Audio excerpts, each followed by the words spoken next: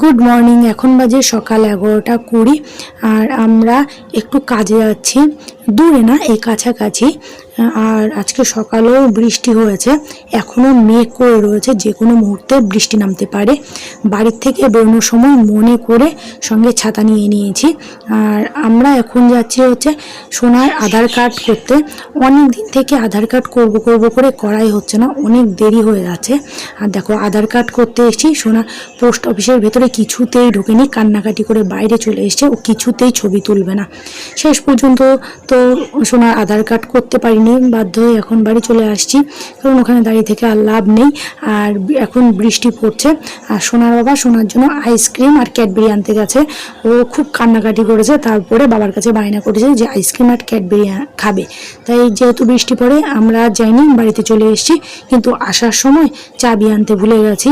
আর এখন ঘরে তালা দেওয়া, বাইরে বৃষ্টি হচ্ছে, ওর বাবা যতক্ষণ না আসবে আমরা ঘরেও ঢুকতে পারবো না, এই বৃষ্টির মধ্যে বাইরেই দাঁড়িয়ে থাকতে হবে।